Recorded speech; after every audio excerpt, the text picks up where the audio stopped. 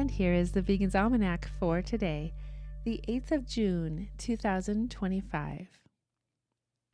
June 8th is World Oceans Day.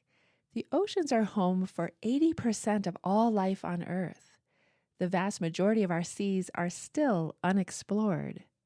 The oceans absorb 4 times the amount of CO2 that the Amazon rainforest absorbs. In fact, 93% of all CO2 is stored in the ocean. 85% of the world's oxygen comes from phytoplankton. Oceans absorb almost all of the Earth's excess heat. The ocean is the biggest carbon sink on the planet. Per acre, marine plants can store up to 20 times more carbon than forests on land. Bottom trawlers used by the fishing industry wipe out 3.9 billion acres per year, equivalent to losing 4,316 soccer fields per minute. The runoff from animal agriculture impacts the ocean by creating dead zones.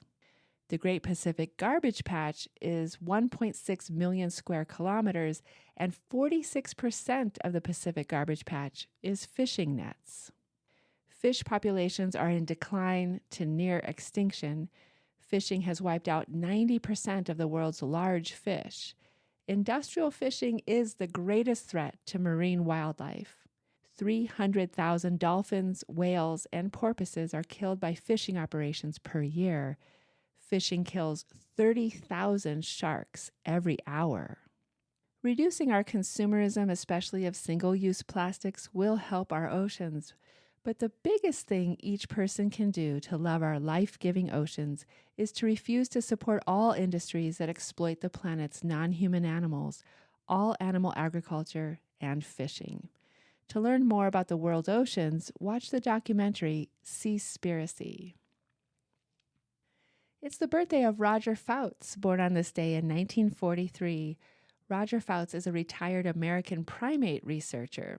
He was co-founder and co-director of the Chimpanzee and Human Communication Institute in Washington and a professor of psychology at Central Washington University. He is best known for his role in teaching Washoe, the chimpanzee, to communicate using American Sign Language. Fouts is an animal rights advocate, citing the New Zealand Animal Welfare Act as a model for legal rights for the great apes. He has written on animal law and on the ethics of animal testing.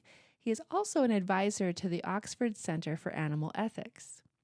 In his 1988 book, Next of Kin, Fouts describes what he learned during his 30 years studying primates. And here's a poem for today, Miracles by Walt Whitman. Why, who makes much of a miracle? As to me, I know of nothing else but miracles. Whether I walk the streets of Manhattan, or dart my sight over the roofs of houses toward the sky, or wade with naked feet along the beach, just in the edge of the water, or stand under trees in the woods, or talk by day with anyone I love, or sleep in the bed at night with anyone I love, or sit at table at dinner with the rest, or look at strangers opposite me riding in the car, or watch honeybees busy around the hive of a summer forenoon, or animals feeding in the fields, or birds, or the wonderfulness of insects in the air, or the wonderfulness of the sundown, or of stars shining so quiet and bright, or the exquisite, delicate, thin curve of the new moon in spring. These with the rest, one and all, are to me miracles, the whole referring, yet each distinct and in its place. To me, every hour of the light and dark is a miracle. Every cubic inch of space is a miracle. Every square yard of the surface of the earth is spread with the same. Every foot of the interior swarms with the same. To me, the sea is a continual miracle. The fishes that swim, the rocks, the motion of the waves, the ships with men in them, what stranger miracles are there? Miracles by Walt Whitman. This has been the Vegan's Almanac with a reminder to love all the miracles.